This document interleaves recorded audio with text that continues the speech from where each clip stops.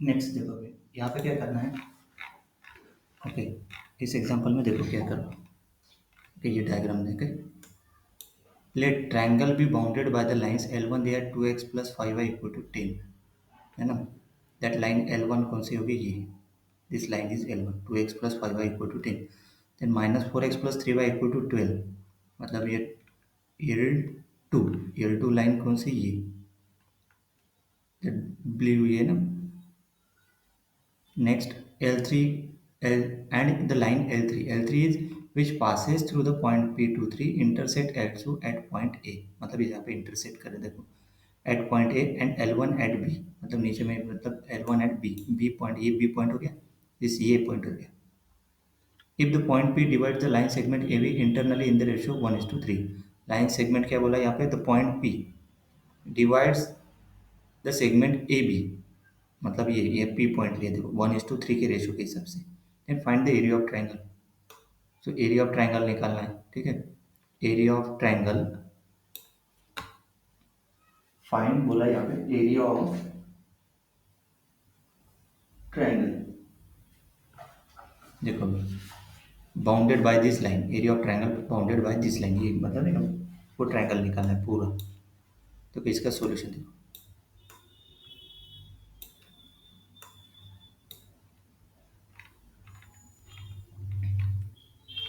Late three lines, ये given example दिया है यहाँ पे ना, L1 L2 L3 तीनों से विच पास मतलब बाउंडेड कर रहा है वो ट्राइंगल का एरिया निकालना है। ओके, देखो let the three lines L1 equal to this one, L2 equal to this one, L3 ये दिया है। मतलब इन जनरल डायग्राम के हिसाब से L1 L2 L3 किस में आ रहा है, ये L2 L3, मतलब ये ट्राइंगल का रीजन फाइंड करना है। ओके, सही है। अभी देखो,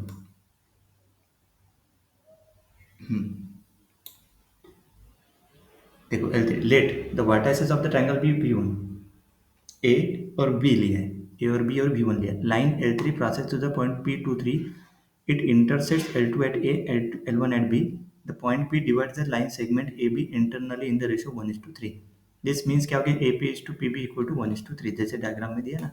This AP, this AP is to PB, that is 1:3। 1:3 मतलब AP divided by PB करेंगे तो 1/3।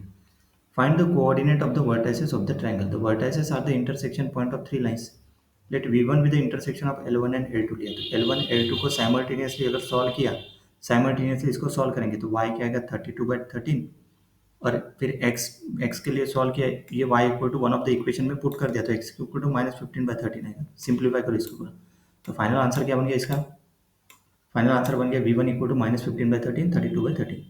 Find A and B, A क्या है, एक्स ए वाई है, B x B Y B. Given दिया है क्या ये एग्जाम्पल में, नहीं दिया है।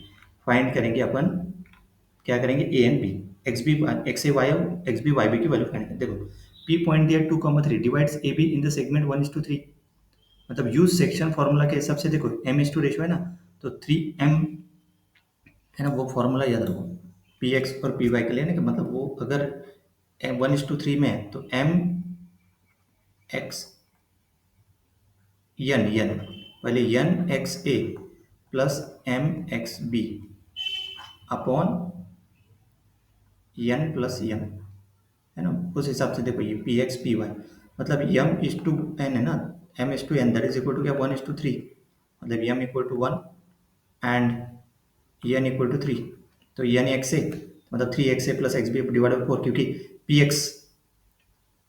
एक्स कोऑर्डिनेट पी वाई, तो Y coordinate P, that is equal to P X P Y क्या दिया, 2 और 3 दिए, P X P23 P X X coordinate of P है ना, पी एक्स 2 3 दिया है, तो ये एक इक्वेशन आ गया, ये एक दूसरा इक्वेशन आ गया।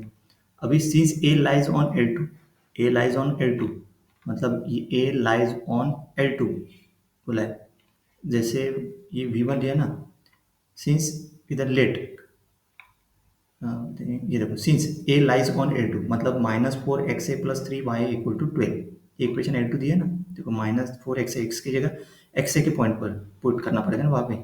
Since B lies on L1, so 2XB plus 5YB equal to 10। Okay, B lies on L1 म्हणजे कंसिडरेशन पॉइंट लिया है, इंटरसेक्ट एट वहाँ पे बोला है ना, intersect L2 at A and L1 at B, मतलब A lies on L2 and B lies on L1. Okay, देखो नेक्स्ट देखो यहाँ पे मतलब इसलिए ये लिखा। ओके, ये 3 और 4 इक्वेशन आगे क्लियर है। From 1 x B equal to -8 - 3 x1, मतलब फ्रॉम 1 मतलब यहाँ से, तो एक्स बी इसमें पुट मतलब, और y B equal to 12 - 3 a y A. So substitute x B and y B in equation into 4 करेंगे, तो देखो ये एक्स ए के ऊपर इक्वेशन आ गया इक्वल टू 10 पुट कर दिया इसमें एक्स बी और वाई बी। तो फाइनल इक्वेशन क्या आ गया? फाइनल इक्वेशन आ गया डिवाइड बाई 3 करने के बाद 2 x a + 5 y a equal to 22। मतलब ये वाई बी वाला इक्वेशन एक्स ए के ऊपर लेके गए। अभी इक्वेशन 3 और 5 को साइमल्टेनियसली सॉल्व करो। देखो 3 और 5, अभी 3 और 5 यहाँ पे क्या है 2 है, यहाँ पे -4 है, इसको मल्टीप्लाइंग बाय 2 करो तो क्या हो गया 4x1 + 10y a equal to 44। दोनों को ऐड कर दो, -4x a + 3y a + 4y, इसको किसको इसको और इक्वेशन 3 को ऐड करो तो इक्वेशन क्या y की वैल्यू क्या आएगी 56/13। Substitute y in one of this equation, इसमें पुट कर दो। जैसे पहले इक्वेशन दूसरे इक्वेशन में पुट करो y a, तो 2xa + 5 से 56/13 इक्वल टू 22। तो 2xa equal to 280/13 that is equal to 22। तो xa की वैल्यू क्या आ गई? xa की वैल्यू आ गई 3/13। सो फाइनल हो गया a equal to 3/13, 56/13। Now find xb and yb using 1 and 2।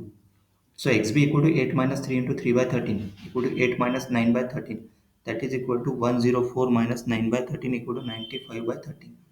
Yb equal to 12 - 3 56/13, that is 12 minus 168/13, that is equal to 156 minus 168/13 minus 12/13, this is yb।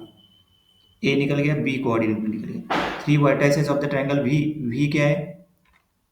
देखो v अपन ने निकाला, देखो दिस इज v1 निकाला पहले, उसके बाद a और उसके बाद b, तीनों निकाले v1 ab, तीनों कोऑर्डिनेट्स आ गए। Calculate the area of triangle v1 ab, तो एरिया ऑफ ट्रायंगल का ये फॉर्मूला याद रखो, x1 x2 x3, मतलब ये x1 x2 इसको लेंगे, सॉरी x1 y1 ये x2 y2 x3 y3, ये फॉर्मूला याद रखो एरिया ऑफ ट्रायंगल। इसमें पुट कर दो, जैसे देखो v1 equal to x1 y1 x2 y2 x3 y3 लिया b, all coordinates have the denominator 13, so we can factor out 1/13 from each coordinate। 1/13 पूरा बाहर निकला तो 1/13 स्क्वायर हो जाएगा, दैट इज 1/169, सो 1/13 स्क्वायर बाहर आएगा। 13 कंबाइन है तो 56 माइनस -12 पूरे इसका नहीं, क्या न्यूमरेटर को ऐड कर दो, एंड डिनोमिनेटर 13 है तो we can factor out 1/13 from each coordinate. तो सो ईच कोऑर्डिनेट से 1/13 तो 2 है ना, तो 1/13 स्क्वायर, 169 बाहर निकला। अभी इसके पूरे इसका सिंप्लीफाई करो इसमें पुट करने के बाद, तो calculate the term inside the absolute value, तो -1568 इक्वल टू -1020। इसको फिर से सिंप्लीफाई करने के बाद सम ऑफ द टर्म्स, मतलब ये पूरे इसकी सम कितना आ गया -3432, इसमें पुट कर दिया किसमें, इसमें 2 × 169 कितना होता है 338, ये आ गया 3432/338, ये हो गया एरिया। इसको फिर से सिंप्लीफाई करेंगे, डिवाइड बाय क्या करेंगे 30 से डिवाइड किया तो क्या आता है फाइनल आंसर 132/13, मतलब न्यूमरेटर और डिनोमिनेटर को डिवाइड बाय 13 करेंगे। सही है, final answer is 132/13। Alternative approach, अभी इसमें क्या किया है, we could find the length of base A B and height from V1 to the line L3, है ना।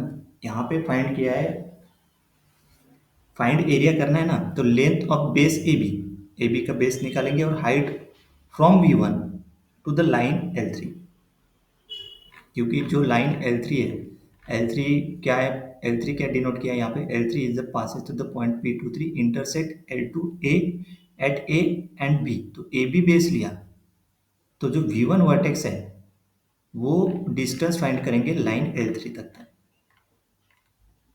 अल्टरनेटिव मेथड में V1 to the line L3, मतलब देखो स्लोप L3 क्या हो गया m इक्वल टू ये L3 का स्लोप, मतलब ये y a y b x b minus x है, जो पॉइंट ऊपर में निकाले इसमें पुट कर दो।